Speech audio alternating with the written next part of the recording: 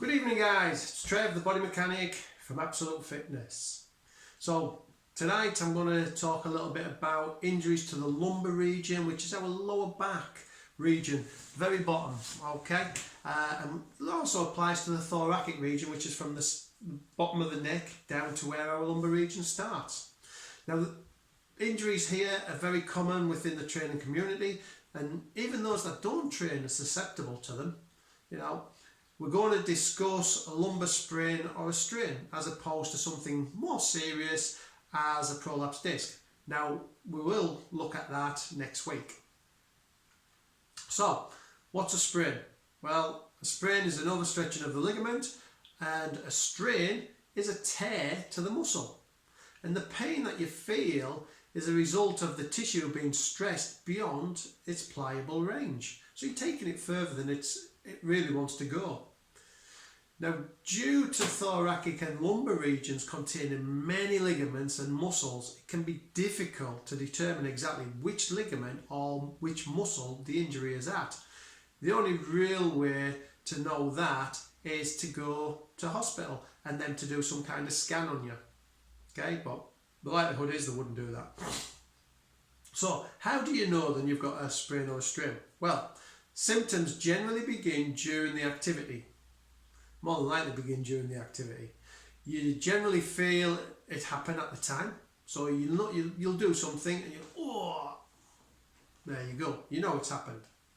It then grows worse over the next 24 hours. And there's usually an increase in discomfort by the next day.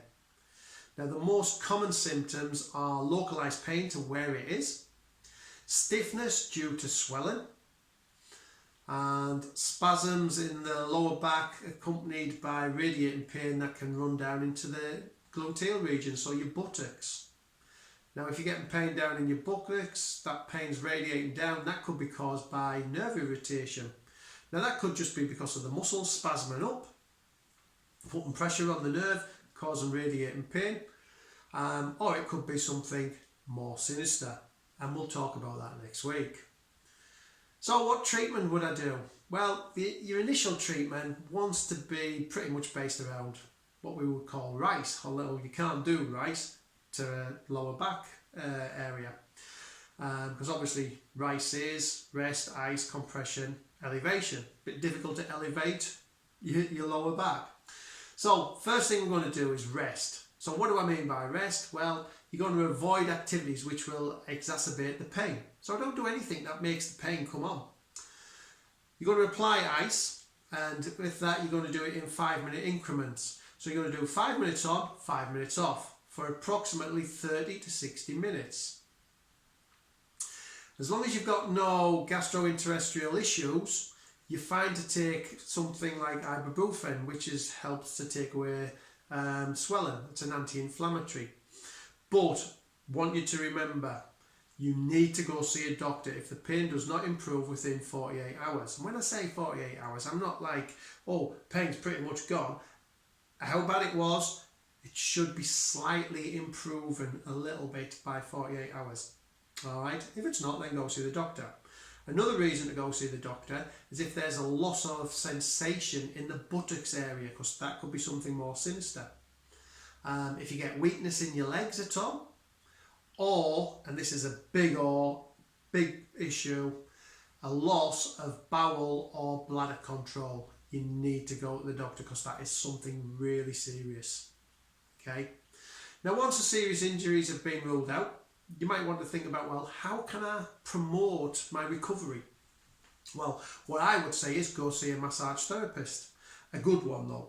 Okay, one that actually deals with injuries, or a physiotherapist. I would say go see a massage therapist purely because I know they will get into the tissues and they will help realign the fibres to make sure that that muscle is functioning as it should. And the only way to do that is to break down, which is painful, I admit, but to break down the tissue that is not laying properly, because the body likes to throw a web over it, over the injury, over the tear. And the problem with that is it makes that segment of the muscle impliable. It won't move. It becomes a solid mass. So If we can get into it early, it means we can realign the fibres. So any fibres that are not grown in the same way, we can break them and only leave the good fibres. So you get good functionality out of the muscle afterwards. Okay. Physiotherapists, they'll do their bits. They'll probably have you doing some kind of strengthening exercises, but so would a massage therapist, etc., etc. So the question you want to know is, when can I start training again?